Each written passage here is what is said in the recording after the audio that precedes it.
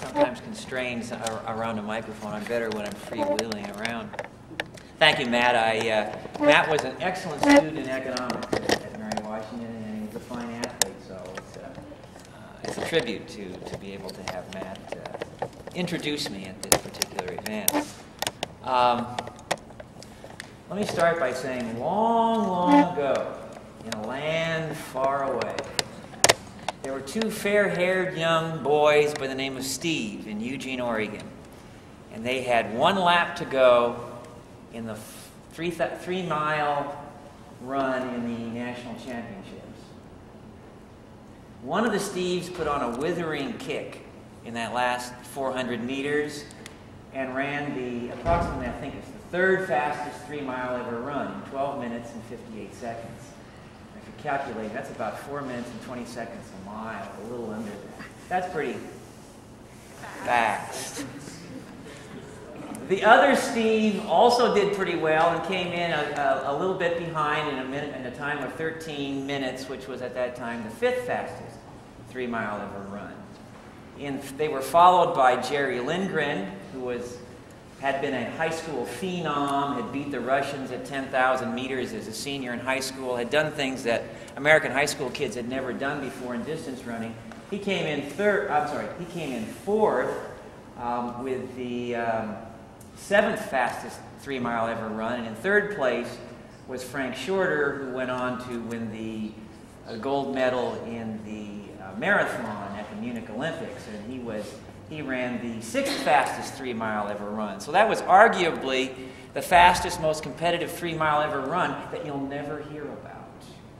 There have been a few movies on Steve Prefontaine, whom some of you have heard about, and unfortunately, they never do anything with that race. They completely obliterate it. To see me, you have to know which frame to look for in that particular movie, and even then, it's very hard to find them. But just the same, after running that particular race, 8 days later, these two fair-haired young boys from Eugene, Oregon, were called upon to run in the USSR, or the Soviet Union track meet, which at the time was a big-time propaganda event because it was in the midst of the Cold War. And there's a lot of propaganda value attached to who would win this annual meet between the U.S. and the Russians. And in this meet, it was a 2-day meet.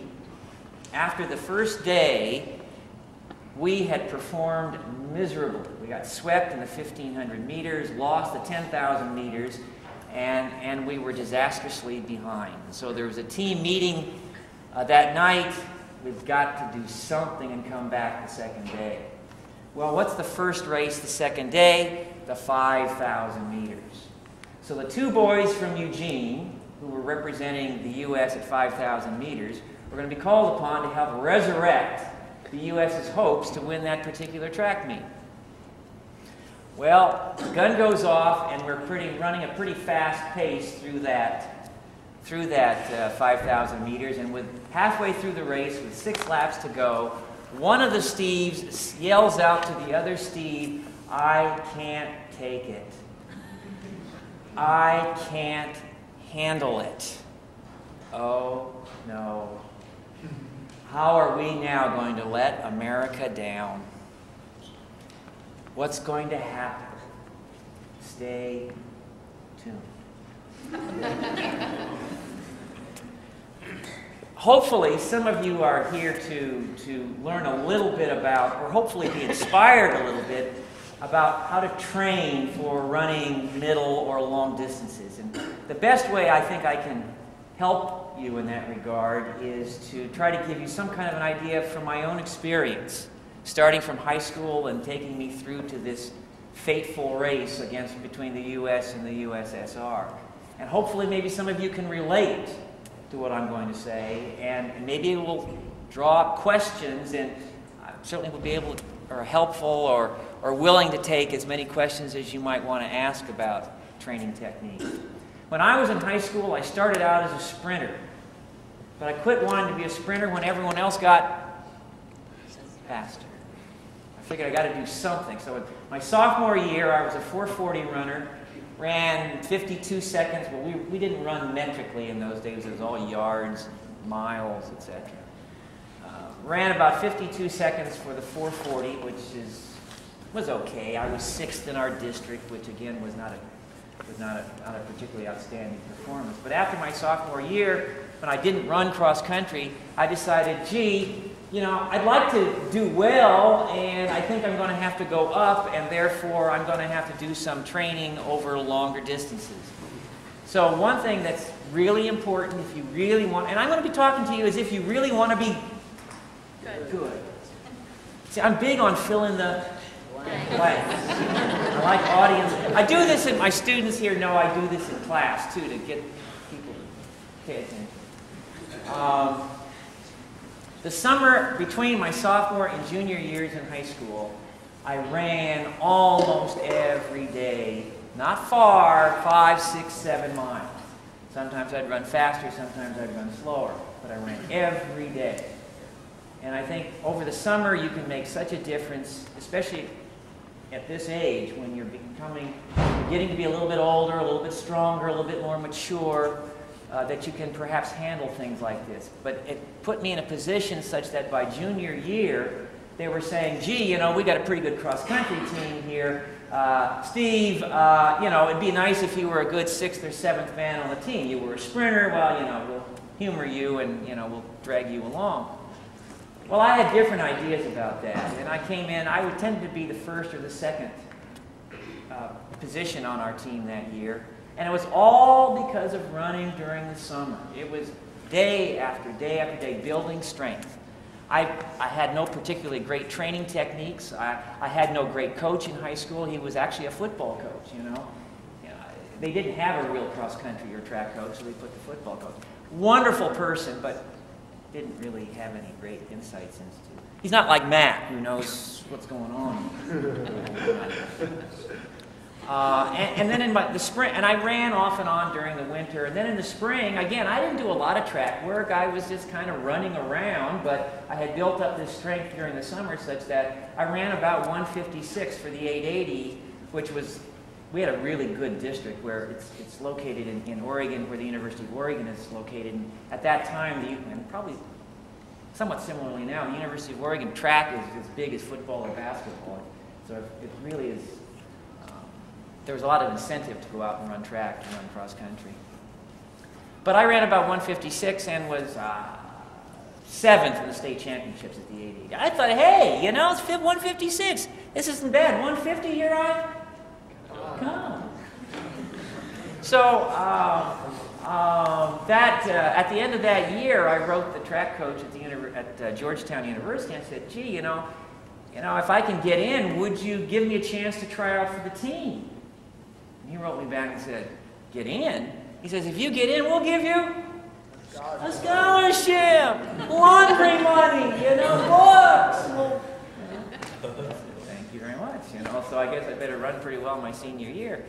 And again, I trained during the summer, once a day, never did double workouts. Never did double workouts in high school. I don't know if any of you do, but sometimes high school kids will run double workouts. I never did do that. I probably couldn't have handled it. I wasn't mature physically enough to handle that. If anything, I would err on the side of high school runners taking it easy and then doing it in college or thereafter, because, you know, you can really put a strain on a person's body, I think, and hurt them, you know, along the way. But anyway, senior year, I was '1 in the district in cross country. Ended up injuring my knee, and so didn't do much during the winter. And then in the track season, I ran about 154. Came in, I don't know, 4th in the state, and I thought I should have been the best, but I ran very poorly in the state championships. And then I was really tired. I don't know what it was. I thought I had mono. I couldn't figure out what it was. I was so tired, I had no clue what I was really doing. I would get really tired going into the second lap of a 2-lap race. And by the way, the 880, I think if I could do it, that is the nicest race around. You've got 1 lap and then the gun. I mean, you don't have time to really stop and think about things too much. Not this 5,000 meters where you got 8 laps to go. And you got 6 laps to go. I tried once running that on a board track that was 11 laps to the mile. Literally, I got dizzy.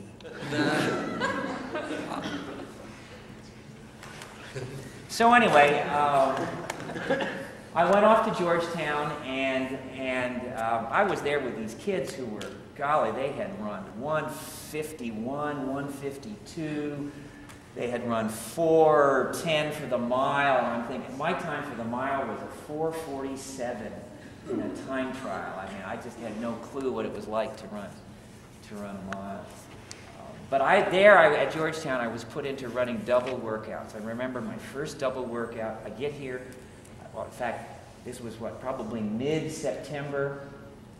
And I'm from Oregon, where when it's hot, it's dry. I get here, it's 90 degrees, it's 90% humidity, and I had this wool sport coat on, and I'm wondering, whoa, what is this humidity all about? And training was really hard. That first double workout, we ran 10 miles in the morning, and probably about 10 miles in the afternoon. And I was living on Jell-O and fruit juices. It was really hard. I thought, these workouts, I was stopping halfway through and walking home. I thought, I'll never be able to survive. But praise the Lord, I tell you, I just hung in there and trained and just kept my nose to the grindstone, kept looking right straight ahead that there's going to be something at the end of all of this work. And ended up being the number one on our cross-country team, but it was not, I didn't run very well. It was a struggle to run cross-country. We were running 5 miles, and I had never run 5 miles. I think we were running 2.5 miles then is what we were running for in high school at cross-country. But I just kept at it. But I got injured, and thankfully I got injured every winter because we had this board track, 11 laps to the mile, and I was not used to this East Coast preoccupation with training so that you can run indoor meets. I had never run an indoor meet. I could have cared less about running on wood. We're not built to run on wood, I don't think. I got shin splints, I had stress fractures, you name it, it happened every winter, thankfully. So I didn't have to really train on that severely during the course of the winter. But in the spring, we did a lot of workouts in which we'd run like 20 quarters with about 2 or 3 minutes rest in between. We're running them around, I don't know, 64, 65 seconds. For me, that was really hard. It was fast, too. That was really hard. But we built up a lot of strength, and we had a time trial over Easter vacation that year, and I ran 4:11.5, and they asked me, what was your fastest previous mile? Well, the year before it was 4:47.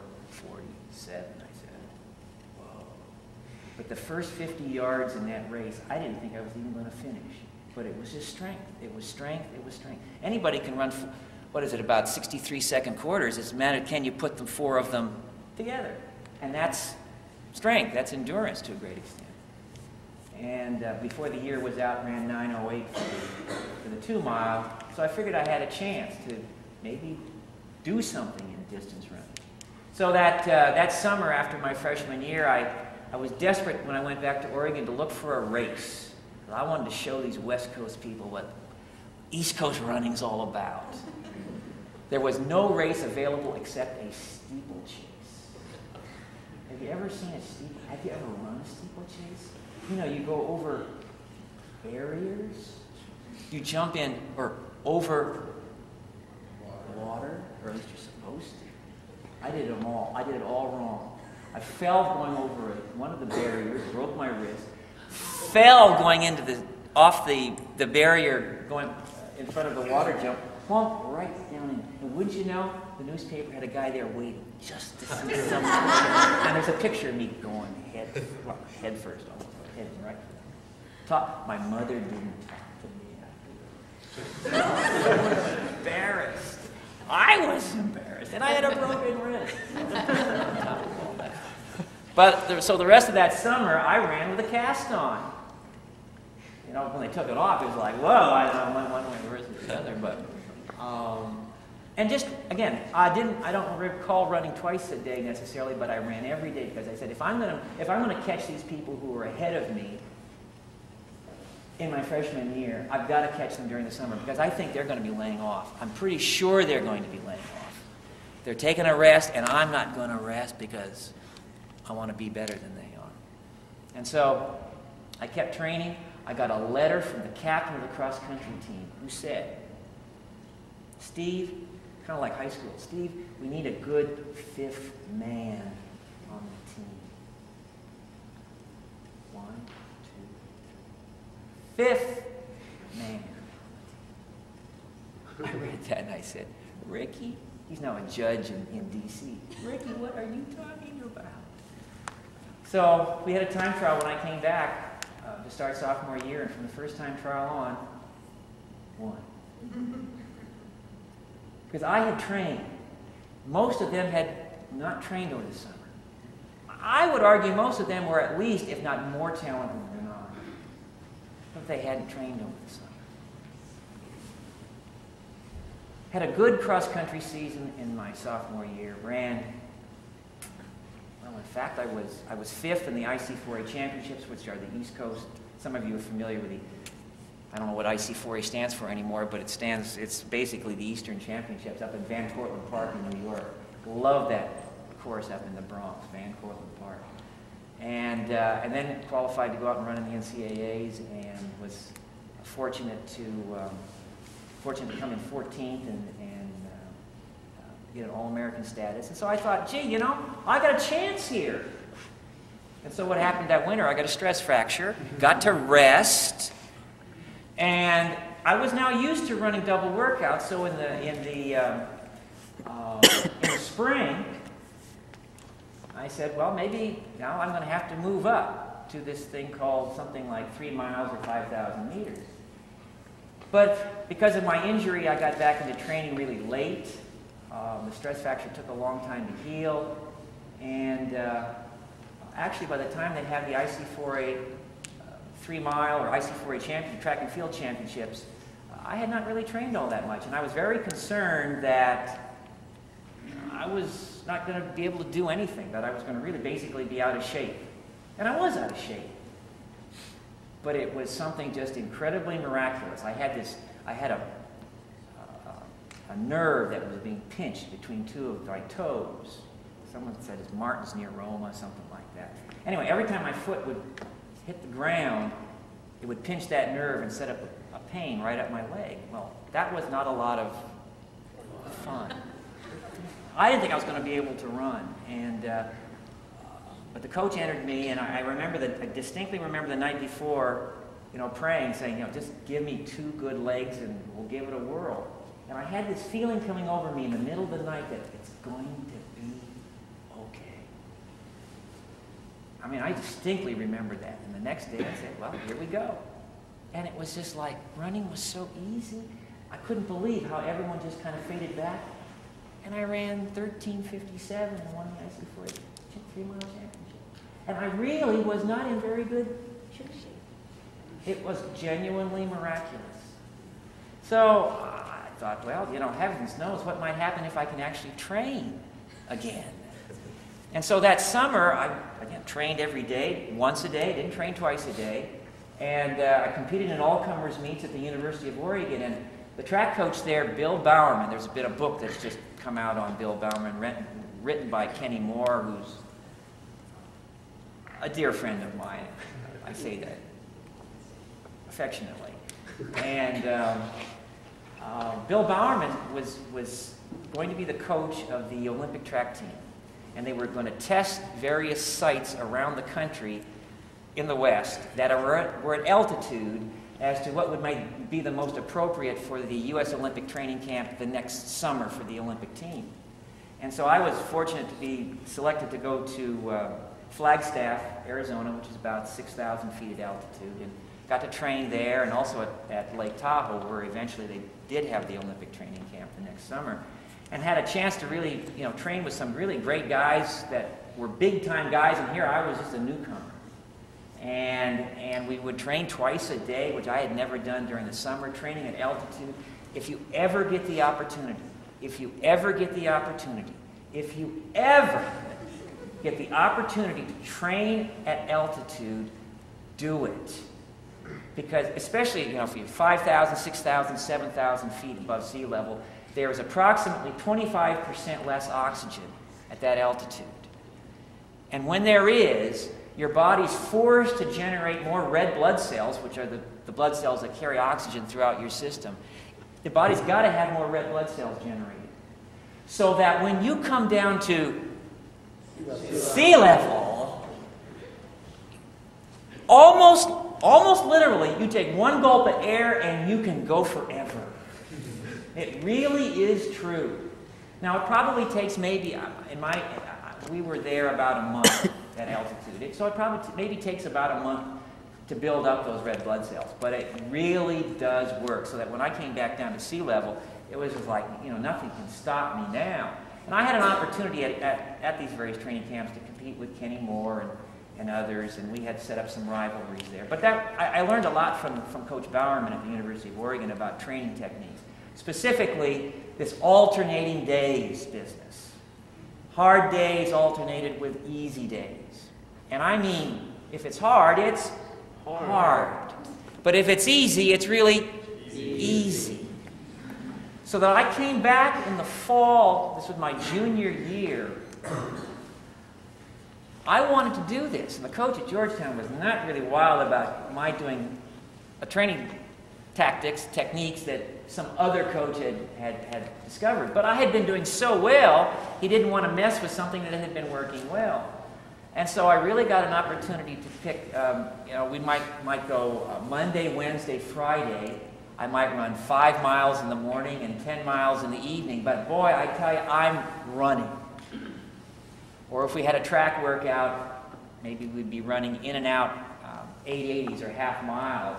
We'd run maybe 6 of them, but run them pretty hard. Because you always knew the next day was going to be easy. And that makes your head really relax, because you know, oh, I don't have to do this tomorrow too. No, because the next day, I would literally run 10-minute miles for 3 miles in the morning. I'd run 10-minute miles for 3 miles in the evening. I mean, anybody can do that. I'm sorry?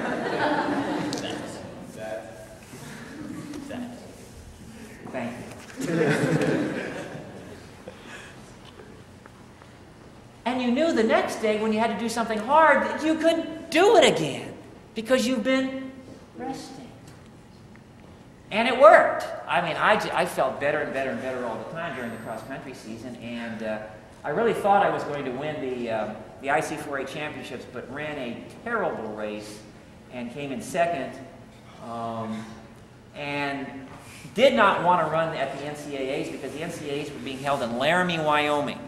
Anybody know anything about Laramie, Wyoming? Yeah. Yeah, it's hot. It's at altitude, and in November it's really cold. 2 reasons I didn't want to run there. I knew about how the trouble I had at altitude, and I certainly didn't run in the cold. In fact, I saw pictures of guys who did run in that race. I think Jerry Lindgren ran in that race. By the way, how many of you have heard of Jerry Lindgren? Maybe very few. Okay, some of you have. I mean, you know, guys, you know, nothing like this. Tiny little guy, but he was, well, he did crazy things too. You know, he would run 3 times a day. And so lots of people thought, this is what we got to do. That's nuts. 3 times a day is nuts. But instead, I went to the AAU meet because that was in Chicago at sea level, and had a great time there and ran against some of the real old-time runners and learned a lot of tactics from them and did a pretty good job there. But then got hurt in the winter. But I didn't have to train hard. I was able to train off and on, but didn't have to train hard. And then for some reason, we had a time trial in March, one of the first time trial we had, and I must have been seemingly out of shape for some reason. I can't really remember why. And I lost a time trial at 880. I lost a time trial at a mile. I said, this is ridiculous. I can't. I remember going to the locker room, taking my shoes off, and just heaving them at the lockers because I felt so incapable of accomplishing what I wanted to accomplish. But the coach, again, praise the Lord, said, you're going to Florida relays. I said, yes, hallelujah. Because it's nice and warm down in Florida for spring break. And went down there, and fortunately, it was a 2-mile or 3-mile. Time has dulled my memory, but I won that 2 or 3 mile. It wasn't a fast race, but I won. Gave me a lot of confidence, and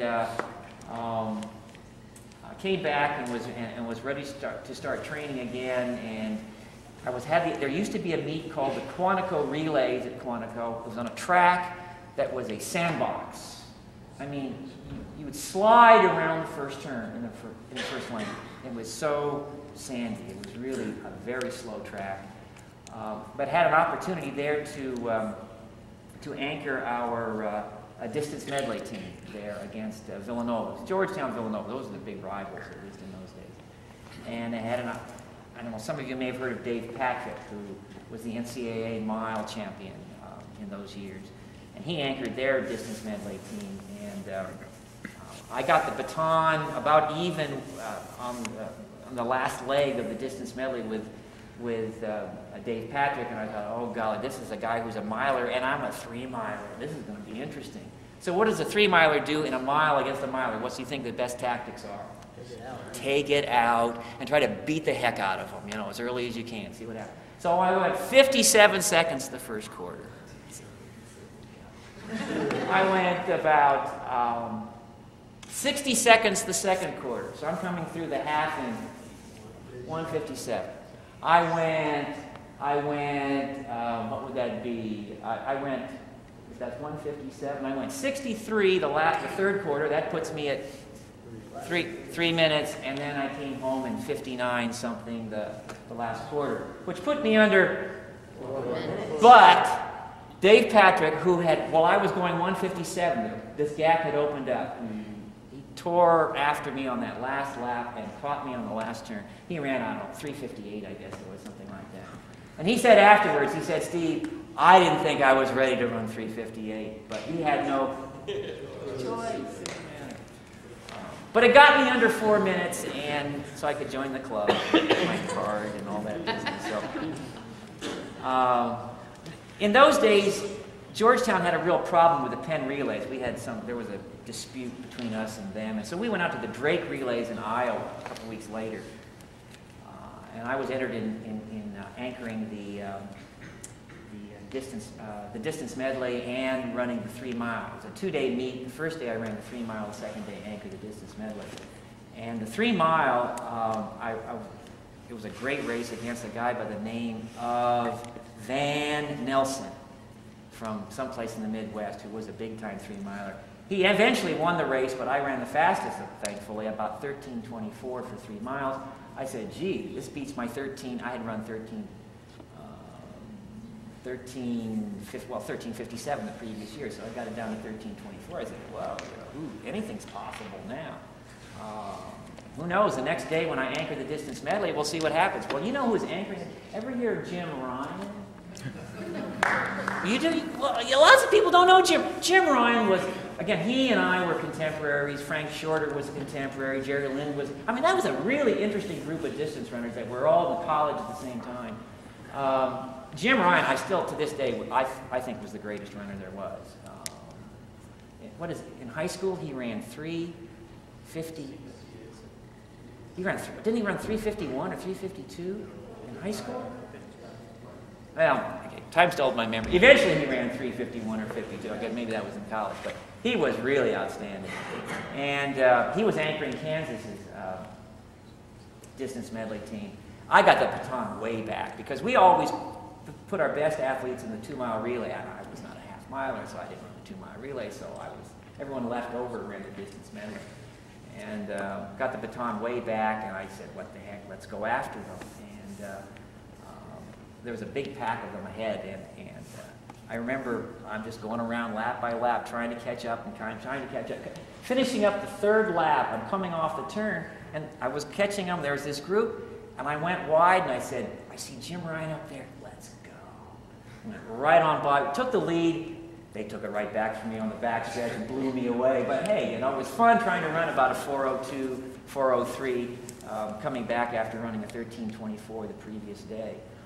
I thought at that point, well, okay, we can really do something about this. And there was a guy there, an exercise physiologist by the interesting name of Jack Daniels. Some of you may have heard of Jack Daniels. He coaches, I think, at Cortland State is where he's coaching.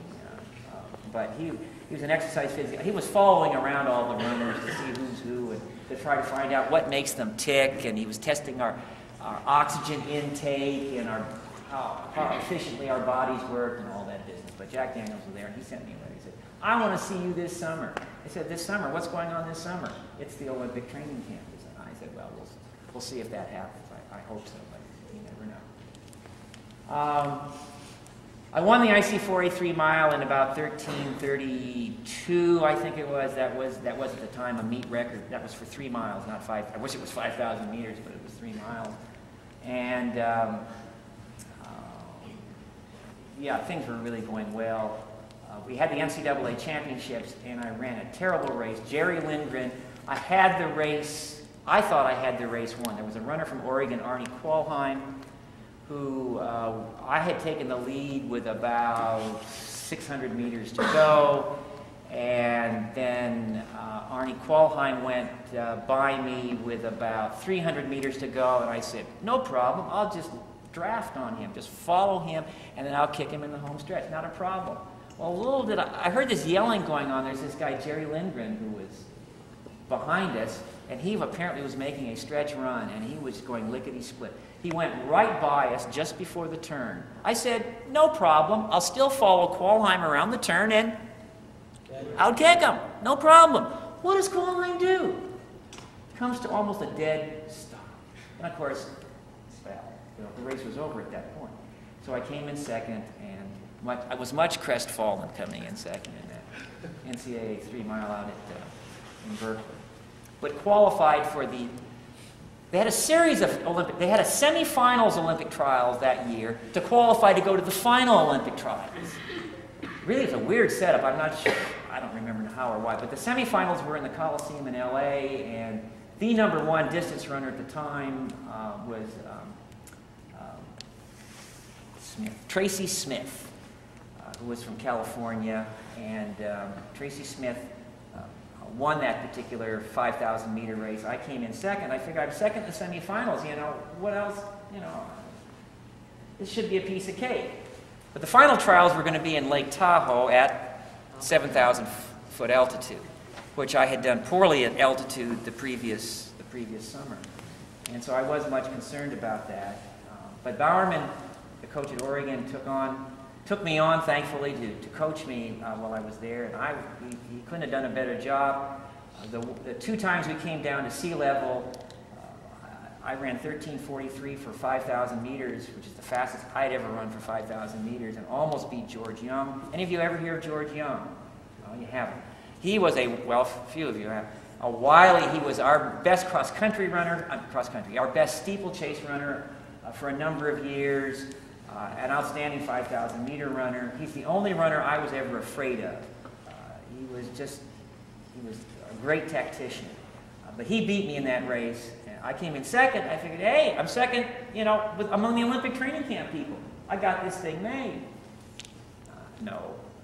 At the final trials, I came in 5th at the 5,000 meters, and obviously it's the first 3 that make the team. So I was crushed. I thought, man, I was very sad. But I figured, okay, we'll come back. We have a senior year in college, and let's see what happens. Well, I had been training all summer at altitude. I had all these red blood cells circulating, and I'd just take one gulp of air, and off I'd go. And the coach pretty much let me do this hard, easy. Though I will say this fall, it was pretty much easy, because I'd been training hard all summer.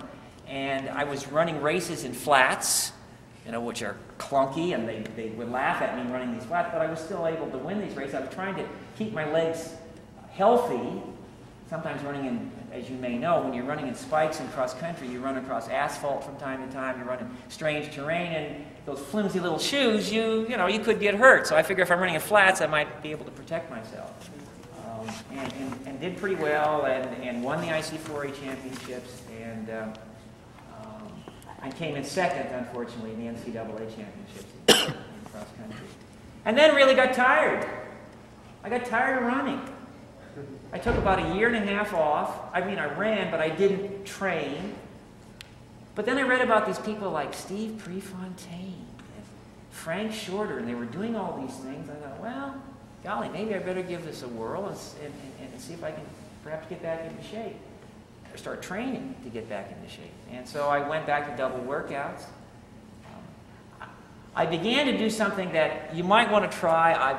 There aren't many, or maybe nobody else tries this, is that if your time is pretty flexible, you might want to consider, if you're doing, let's say, a distance day, and I call distance. What I called distance was doing 5 miles and 10 miles, but not necessarily running fast.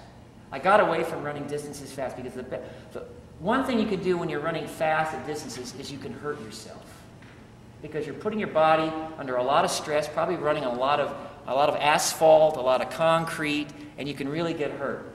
So people used to joke when they'd see me running along thinking, "You're some big-time runner, but you run so slow." But to get ready for a race, to really get ready for a race, that's got to be done on the track. And so I began doing this. I might run 10 miles in the morning and run 5 miles in the afternoon. So in other words, I get the big run out of the way early in the day. It's not like I run 5 and now I'm looking for, oh, I've got this 10-mile run to look forward to. No, I wake up, don't even have to stop and think about it. I just go out and run. And in the evening, I've just got this 5 5-mile jump. So I tried that and ran in the National AAU Championship cross country meet that fall, and came in 4th. Kenny Moore and Frank Shorter were 1 or 2. I don't remember which one. They turned around when they saw me at the finish line throwing up. I think it was only the 2nd time in my life I've thrown up. It was after, previously it was after that breaking the 4-minute mile, and then this time they looked at me and they said, "Stageberg, what are you doing here?" I said, "I decided I want to come back and join you guys and see what's happening." Okay. So during that winter, again, I just ran. I ran about once a day. I don't recall training twice a day. I guess I was ambivalent about what I wanted to do with all this, even though I had gotten back into shape. Until a week before the Penn Relays. I guess that's in April sometime, right? It's in April. I got a call from the track coach at Georgetown, and he said, "Steve," he says, "you got to get your feet wet." Get my feet wet. He said, "We're going to enter you in the Olympic Development 3-mile run at Penn Relays." Oh, okay. I hadn't done any track work. So I said, I guess I better do some track work. So I quickly ran out to do a couple of days, 2 or 3 days worth of track work, just to find out, is there anything like speed that I can summon up here to add to a little bit of strength to see what happens. So I did that and went up to Philadelphia and ran something like 13:52 or something like that for 3 miles. There was a leak in my car's ventilation, in my car's exhaust system. You know all about cars. And because of a leak, the fumes get into the... Okay, so I'm driving back. I mean, I'm high as a kite because I'm excited about what has just happened off of no training, and I ran 13:52. And now I'm driving in this old Chevy. I don't remember how old it was, but it was really old, and it had a leaky exhaust system. I'm getting a headache all the way from these exhaust fumes. But I was just like, it didn't take me at all to get back to Washington from Philadelphia. I was, yes! It's all possible. This can happen. So I got into, what did I get into? I'm trying to remember. I think it's the race of Quantico. Quantico Relays. I got into a race with Mark. Anybody ever hear of Marty LaCourie? Okay, he was a miler from Villanova. He was probably our best miler at the time, 1,500 meters at the time. He, for some reason, was ran the 5. It was a 3-mile, not a 5,000 meter. At the time, he was running that race, and some others. And I came in maybe, I don't remember, 4th, 5th, something like that, but ran 13:36, something like that for 3 miles. I said, well, I've gone from 13:52 to 13:36 in 2 weeks, and I hadn't been training much. I said, my goodness gracious, what could happen next? So 2 weeks from then there was a meet, used to be a meet called the Martin Luther King Games at Franklin Field in Philadelphia. I said, get me in that race, let's see what happens. Well, for 3 miles, ran 13:15 for 3 miles. 13:32 or 36, whatever it was, down to 13:50, won the race too this time. I didn't like none of this third, fourth, or fifth nonsense. I said, that was, it was on. Some of you may have seen the Sports Illustrated. I was not in the picture. The Sports Illustrated from that meet had a picture of LaCourrie and Jim Ryan. It was a famous race. It was the big race of the year, the mile run on that race. And Marty LaCourrie beat Jim Ryan. That was a monumental development in that time in track in this country. So that, for me, was a really big meet. Went out to California. I said, the national championships, the AAU championships, are the end of June in my hometown. Who knows what might happen? So I went out and ran in a meet in Berkeley. It was called the John F. Kennedy Games. You know, none of these meets are around anymore these days, but it was a 3-mile race with Frank Shorter and some others in it. And I led most of the race, ended up finishing third. Felt absolutely horrible. Yet ran 13:18. I said, if I can, and I'm not one to lead a race most of the time. If I can lead a race, feel horrible most of the time, and run 13:18, as poorly as I ran, I must be pretty good.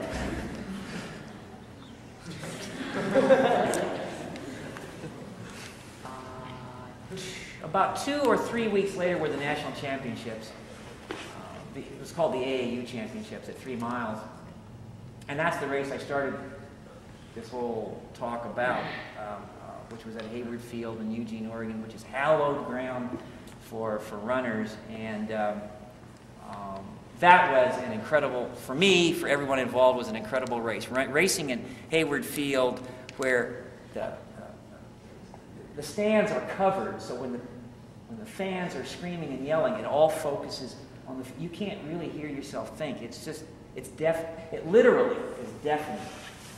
It's really a magical atmosphere, but as a result of that race, which Prefontaine won in 12:58, and I ran 13 minutes, we came through 2 miles faster than I'd ever run 2 miles.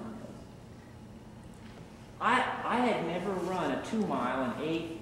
What did we come through? We came through in about 8:45, 8:46, something like that. I had never run a 2 mile that fast. I said right then, you know, I could drop out now and I'd be happy. But the thing was, everyone around me was still running. I couldn't stop. I better keep going. And you know, we ran a pretty good last mile, but Prefontaine ran faster than I did. Now, to the USA and Soviet Union track meet. Midway through the race, we had set up this strategy. Bill Dellinger was the coach, assistant coach at the University of Oregon, but he was a coach on the U.S. national track team that summer. And he said, why don't you and Pre set up a strategy? I said, fine. Why don't you alternate laps? Fine. Until the last half mile, and then go. You're on your own. Fine. No problem. Except halfway through the race, when I'm leading, and I'm looking around because it's his lap, and he's saying, I can't run. Take it. Wrong. I can't handle it, he said. And I'm tired, because this is 8 days after what we had just done, and I've been training for 2 months. And I've come from 13:52 to 13 minutes. I said, you know, I've done enough for 1 year. And now he's saying to me, I can't take it. Okay. So I'm leading us around, and the Russians are hanging right behind us there, and we've got to win this race because we're way behind in the team score. So I took it I kept the lead until 2 laps to go. Somewhere along the way, he got a second wind, I guess, because then he went by me. And I tried to catch him. I didn't catch him. I broke the American record, but he ran faster, so you'll never know it. I ran about 13:35 for 5,000 meters. He ran 13:30 that day. And as you can tell, 5 seconds, he beat me pretty good in that race. After the race, we're cooling down, and Bill Dellinger was on the side. He said, He said to me, "What happened to the strategy?" I said, "Ask him." I don't know. I don't know this for a fact, but I have a suspicion that no one else, as Steve Prefontaine, in the midst of a race, ever said to anyone else, "I can't take it." I have never heard of him in any race ever saying that again, or previously. We won the race, and the U.S. did go on to win the track meet that day. But I'd like to say we helped hopefully set us on the path towards doing very well on that second day of that meet. We both went off to on the Pan American Games, and he got the gold medal. I got the silver medal in Cali, Colombia, at 5,000 meters. Cinco, for those of you who like the Spanish, 5,000 metros planos. Try that on our Spanish students at Mary Washington. 5,000 metros planos. What the heck are you talking about? Now, then I got hurt, and I couldn't make the Olympics at Munich, and everything was pretty much over at that point. But let me say this. I did have an opportunity to coach an individual. I was going to say, do the techniques that I tried on myself, do they work on anyone else? There was a runner at Georgetown, Garth McKay. He was a good runner, nothing great. And he came up to me at a party one night. He was blitzed out of his mind. He said, "Would you coach me?" I said, "You come back and talk to me tomorrow and ask me that same question." He came back stone sober the next day and said, "Would you coach me?" I said, "Fine, as long as you do everything I say and you've got complete confidence." Let me say, all of you who are runners, if you've got complete confidence in what you've been doing and what you've been training, that's a big part of being successful when it comes to running. If you have no confidence that what you've been doing is the right thing, when the going gets tough, you won't get going. I promise you, because you won't have confidence that you can, the strength within you, that you can draw upon that. I said to him, "You've got to have confidence that what I'm doing, what you're doing is all right." He said, I'm there. So we started in November of the year, and we started working on building his strength. We might run 4 quarters or 400 meters, you guys would think of. We might run 70 to 75 seconds. We just do a whole bunch of them with maybe a 200-meter jog in between. We just do lots of them. That might be a track workout for the week. And then the rest of the time I tell them go off and run 5 and 10, 5 and 10, 5 and 10 miles a day. Just build that strength. And you don't have to run fast or you'll get hurt. And then as we got closer and closer towards running meets in April and May, we started taking our particular intervals, like we'd run miles. He's training for the 5,000 meters. He'd run 3 individual miles, but we try to run them at race pace. Now we didn't really get far enough to start running 4:20s, but we were up there trying to run around 4:30 or so for a mile, then take a couple laps, jog, and then run another 4:30, and a couple laps, jog, and run another 4:30. Well, that's you put those back to back, you're running 13:30 for 3 miles. That's not bad for someone who's never really done that, which he had never done. And so we would take our intervals and get closer and closer towards running them at race pace. But we were in January and February and March, we're running them 70 to 75 seconds. No one can get hurt at that pace. Nobody can get hurt at that pace. But as we get closer to March to April, now we're starting to run between 70 and 65 seconds a lap, depending upon the distance that we're running. And that guy, he ran, as I recall, he only ran 2 races. He ran a mile race at Georgetown, and I don't remember, have no idea now what time, but then he ran in the Martin Luther King Games, which at that point were held at Duke, and he was first or second, he must have been first. He ran 13:09 for 3 miles. And this is a guy who hadn't done anything close to that. He certainly had not even run 14 minutes for 3 miles. And between November and April or early May, it was down to 13:09. And a big part of that is that he had confidence in what he could do. And followed the pattern, followed the training techniques. Unfortunately, and at the time, he had the second fastest time in the country, second only to Steve Prefontaine. And he never ran another race. Why? Because he got injured, and this is for you, all you athletes. If you're injured, tell the coach. He didn't tell me. I had no notion. I would have pulled him back so fast his head would have been spinning. But he didn't tell me. And we hadn't even begun to train for 13:09. Our training had been geared more towards about 13:30. I mean, 13:09, maybe in June we can get to that. But he didn't tell me. He got injured and there was no more. Obviously, that was it. Track and Field News, at the end of the year, still ranked him 8th in the country at 5,000 meters, or 3 miles. He only ran 2 races, and only won at 3 miles, and he was ranked in Track and Field News. But what he could have done, that guy could have gone well into 13 minutes. But he didn't tell me. That's right. He and I were much pressed. Over that spot. Oh, there's so much I could say, but would you like to, anything about training techniques? I don't know. There are all kinds of things I could say. For you all know all the answers. It really is very simple, though, that alternating days, that's the key. I have a question. When you were in college during the summers, did you mostly do just easy long runs? Yes. Yeah.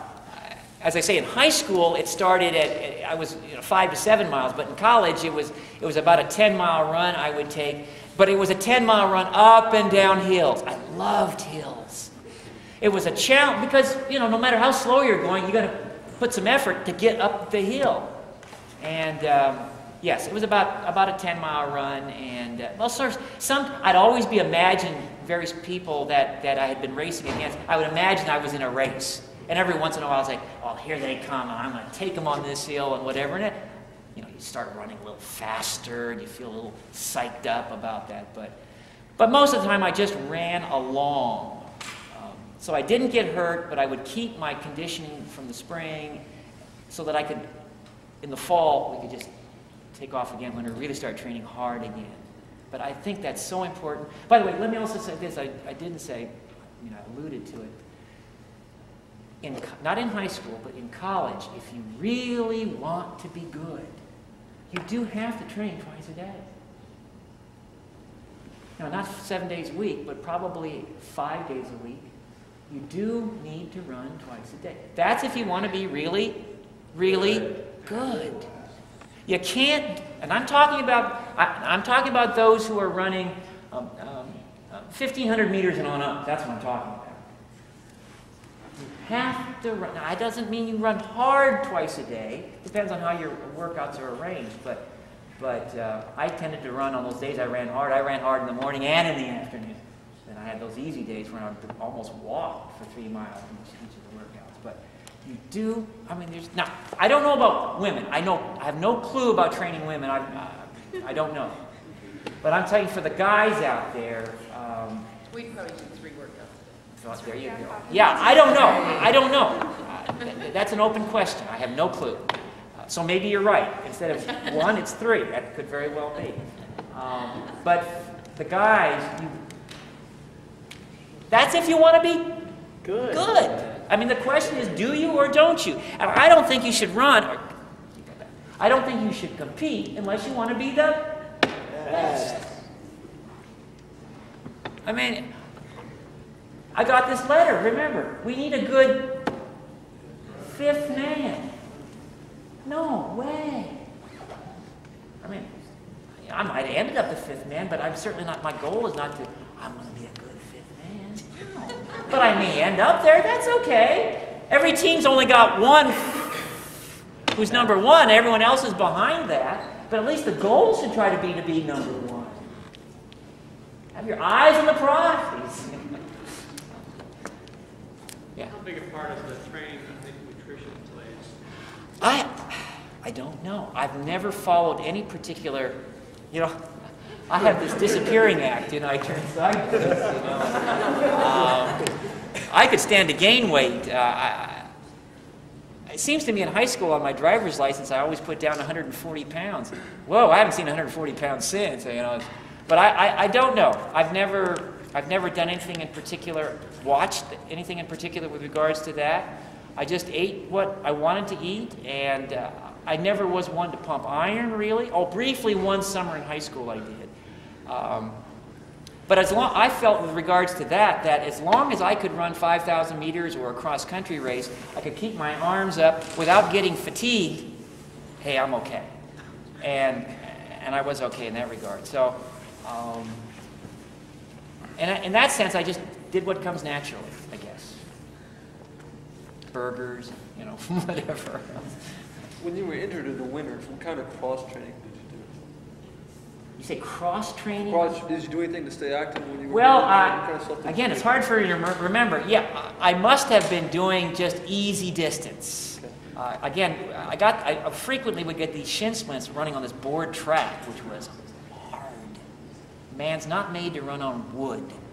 And so I suppose there was a period of time when I maybe didn't run, but then until that would alleviate, then I would find times to when it didn't hurt so bad that I would run maybe 7, 8 miles, something like that, but nothing hard, just running along, maintaining muscle tone, maintaining condition, but nothing hard. I didn't get carried away in the winter. It's tough enough just to go out in the morning or evening when it's 20, 25 degrees. And up in D.C., I just moved recently back to D.C. and running along the Potomac brought back memories of running. There's a place called Haynes Point, and when you go to Haynes Point, you're going south. Well, in the winter, the wind's coming out of the north, so the wind's you're pushing you along, and you're just going like that. I've got these big sweatshirts that they gave us at Georgetown. I'm running along, and I'm just going like so fast, just going with the wind, just put my hands up. But then I turn around, and I'm perspiring a lot, and I turn around, that cold wind all the way back. It just was not pleasant, but grin and bear it. So anyway, that's all part of being tough, I guess, probably. Yes? When you say you ran it easy, how easy was it? Do you know, like, an actual pace? Well, I might, when I talk about, let's say, running 7 miles, let's say something like, 50 to 60 minutes to run 7 miles. To run 10 miles, maybe an hour and 10, hour and 15 minutes, something like that. I mean, that's what I consider running along. I'm not running 6-minute mile pace, which I consider that run pretty hard. How fast did you go, like, on Monday? That was your hard day. When you were just doing miles, not like on a track or anything, just like straight 15 miles. How fast did you go those days? Well, again, that would be about it. Oh, you're talking about when I was running those hard or fast. Oh, well, I couldn't run a heck of a lot faster because I tended to still run pretty slow. I might run 10 miles in something like 65 minutes, perhaps something like that. That's just a vague. 5 miles, all I remember is I'd get onto the towpath on the C&O Canal and I would just run. While everyone's running along, I'm going because I know tomorrow I'm running at what pace? And how fast that? Slow. How slow is slow? 10-minute mile pace. That's like walking pretty much. It might sound weird, but it works. It really does work. You get a chance for the body to catch up with itself from the previous hard day, and you're ready to go the next day hard. Now, of course, the times I'm telling you, they're all relative. I'm not saying that you should obviously necessarily try to run that fast. You take it at your... When I was in high school, I would run 7 miles in maybe an hour. And that was it. And I didn't do double workouts. So everything is... You got to take it. You're not... That's why I'm so concerned about... When I was running, I don't know if it's... I have not followed high school track. But when I was in high school, there were kids like Tim Danielson and what. These guys were running 4:01, 4:02 for the mile. High school. And I ran what for? 47. That's laughable, 4:47. And yet these guys never ran any. They never ran any faster. Now, I don't know how or why. What does it mean? They were burned out in high school? I'm not sure. But obviously our bodies mature differently for different people and at different times. But you know, when you're in high school, I mean, in college, you're a lot stronger than physically than when you're in high school. And I'm just leery of people getting hurt trying to run so fast in high school, and then you never really hear from them again much in college. But how much did you train with Prefontaine? Not. Bill Dellinger, the assistant coach at Oregon, was trying to get us together. And there was only one time where we vaguely trained together. That was down in Cali, Colombia, when we were going to run some 600s or 800s or a combination of those. And Prefontaine ran, as I understand it, was used to running a much more intense type of workout than I was. He might run 800 meters in I don't know, 2 minutes or something like that. And I would run more like race pace, which is, I don't know what that would be now. I have to stop and think about that one, what that would be. But he would run maybe a series of 2-minute halves or something like that. Running 4-minute mile pace, in other words. That just was not my cup of tea. I would have broken down trying to use that particular type of technique. So there was only really one day that we got together and I said, no, I think I've had enough of that. So he and I, well, let me say this. He and I roomed together because we were the two 5,000 meter participants on the U.S. national team. He and I were we were only a couple of 2 or 3 years apart in age, but we were more apart in a lot of respects. I remember when we were staying at Duke prior to a track meet there, that we'd come back from breakfast and he would be puzzled. I'd be sitting there reading the newspaper and, huh? What are you reading the newspaper for, you know? And he was a very social kind of guy, and I read the newspaper. I knew what was going on in the world. But that was really, we were just very different people, yeah. Two very different personalities, yeah. I'm interested to hear your comments about drug scandals. About what? The drug scandals, EPL. Yeah, I don't know well, first of all, let me say about in my day, I don't know about anybody doing anything. I don't think people in my day, if they did, let's put it this way, it's very possible I was very naive, which is not impossible for that to be true. But I don't know of anybody in our day who was actively doing something like that. The closest thing I remember there was something about Lasse Viren, who won the Montreal, was he 5,000 and 10,000? Anybody recall? Remember? Was that, there was something about blood doping, they took his blood out at a certain point and then gave him transfusions, putting that blood back in, and I don't know, had a lot more red blood cells in it or something. That's the closest thing that I can recall in my day of something close to, those weren't drugs as such, but I mean the closest thing to that. Now what's going on, well, but aren't they, pretty much people who are in explosive events, aren't they? They aren't the runners, are they? The distance runners who are using that? Well, people get caught in that space. I'm sorry, what? I think people get caught in the space, but I'm sure. Well, I would be concerned that it would impair my health. Winning is not important enough to, I could die. I don't know anything about that. I have not really followed it, and I'm just steroids and what they use in football. If they use it, the shot putters use it. I don't know. Sprinters use it. I don't know, but I can't imagine. I don't know why they'd want to take a chance on medically harming themselves. We never did. Let's put it that way.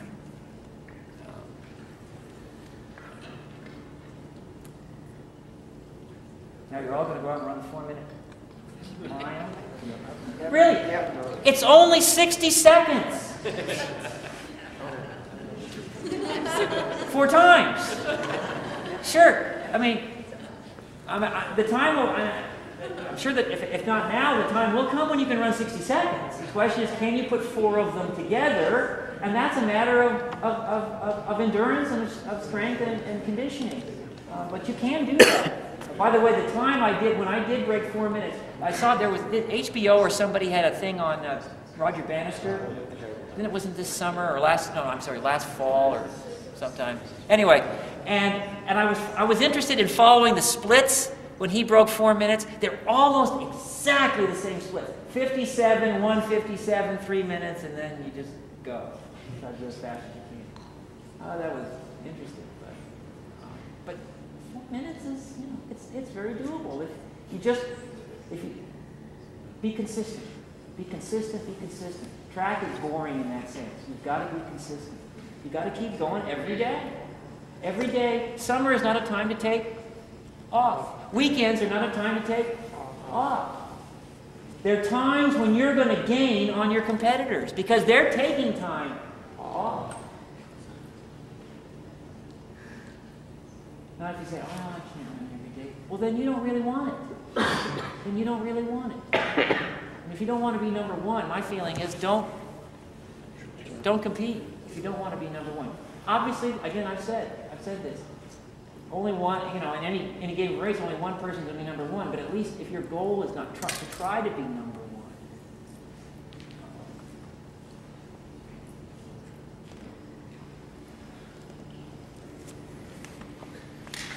No. Sorry, guys. Sorry, got one more. There's a lot of hype these days about barefoot running and strengthening your feet.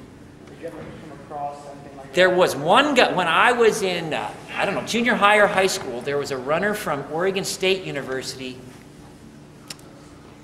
All I remember, he had this beard. And he ran the 3 mile. I called him Wolfman. But he would run 3 miles on, you know, in those days we ran on these, we don't run on these conveyor belts that you guys can run on today. We had cinder tracks. Like that track at Quantico, you know, it was like a sandbox. At the University of Oregon, it was a cinder track. He would run 3 mile, I saw him run a 3 mile race there, barefoot, on a cinder track. I don't understand it. Talk about the strain put on you. You know, have no support. The strain put on your Achilles tendon, and I'm one who's had Achilles tendon problems to know that, boy, the thing you want to do is you want to protect your Achilles whatever it is. Achilles tendon. Yeah, I would not advocate that whatsoever. That's agony. That's like, well, I've said, people have asked me, have you run a marathon? And to which I've responded, no, I've never run. The longest race I've ever run was a 10-mile race. And I thought to myself while I was running it, this is the silliest thing I've ever done. I mean, seriously, the first 100 yards I was giggling. I said, why am I doing this? It's we took 10 1-mile laps and across some kind of an up and down course. But anyway, I wouldn't recommend anyone to run a marathon either. And Matt would run a marathon, but to me it's just agony. You know? When's the last time you raced or trained hard? 1985. I thought I was going to be the oldest 5,000-meter runner ever to medal in the Olympics in Seoul. And yeah, in '85 I started training again and ran a couple of I ran the local Kiwanis, is it Lions Club? Race on 4th of July. Came in second, and within about a couple of steps after the race, I was breathing normally. I said, I'm back! But, and then I went out to Oregon, ran a race against, there's some really good guys running in this, I don't know what it was, 10K race, I guess it was, something like that. I came in 14th or 15th. I said, I'm back. Because I came through this distance there, as faster than I came through the distance here, and yet I ended up running much farther. But then I went on a run, and I was just running easy, following my own prescription, and there was a twinge behind my knee, and I could not run for 2 months. It was a strange strain that ended that, but I seriously thought that was like 10 years later, you know, that I could do that, but it felt good. You know how? Have you ever been in a position where you were in shape, then you were out of shape, and then you got back, and it felt so good? You know, it came back to you how good it felt when you were in good shape. You said, I remember this, and it feels so good. Well, that's how it felt then. It's just like, just, you ask the body to perform, and it responds positively, not negatively.